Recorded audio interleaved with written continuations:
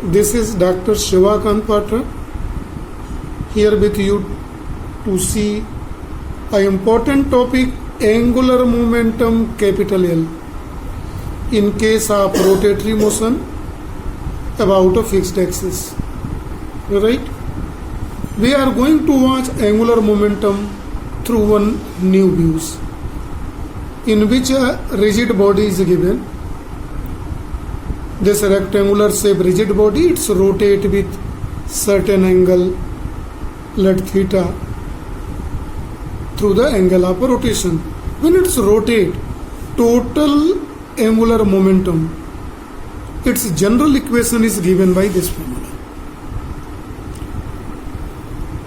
Angular momentum is represented by L, and this is by the formula here written. This equation can be written in following form also.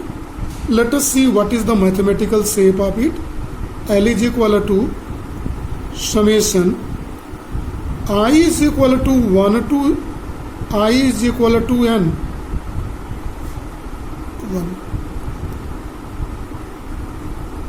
1 Ri vector into momentum. Since we know that momentum is equal to mass into velocity, so it can be written as mi vi. See carefully. Now one more changes we may do. We are knowing v is equal to r omega, that is a relation between linear velocity and angular velocity.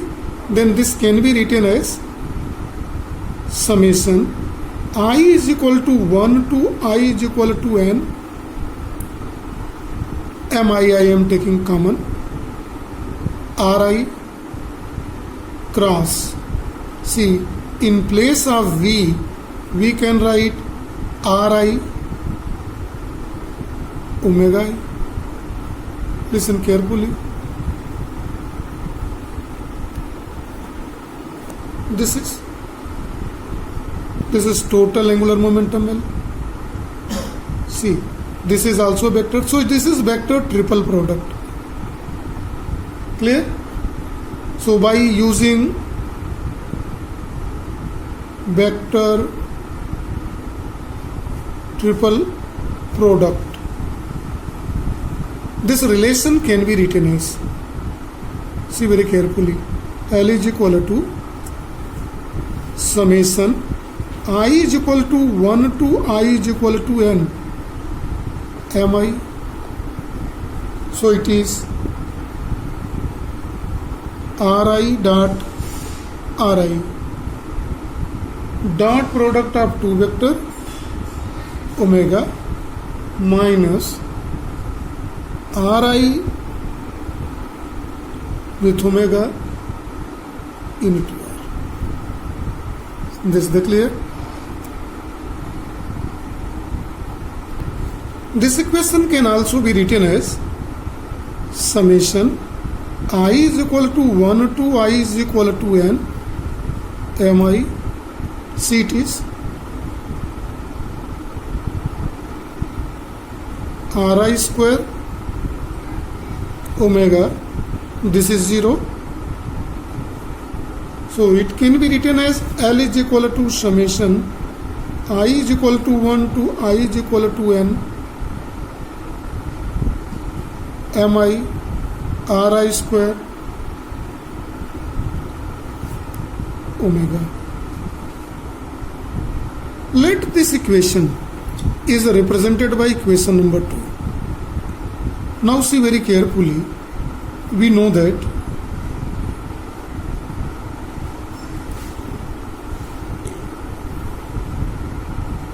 moment of inertia we have derived I is equal to summation I is equal to 1 to I is equal to n mi ri square, represented by equation number 3. So see how this equation can be represented. Then this implies that L is equal to, in place of this I, omega can be written, right? When we apply the vector notation here, let us see very carefully the equation number 1 before apply the vector notation here. In the equation number 1, total angular momentum vector L is equal to cross product of position vector and momentum vector. Right? Let Ri in die along x-axis, momentum vector along y-axis, then this implies that angular momentum vector is along z-axis, because this is a vector quantity and its direction is perpendicular to the plane of r cross p. It's clear. So it means it is direction of z-axis. If it is in the direction of z-axis, so it can be written Lz. L is equal to Lz. In which direction?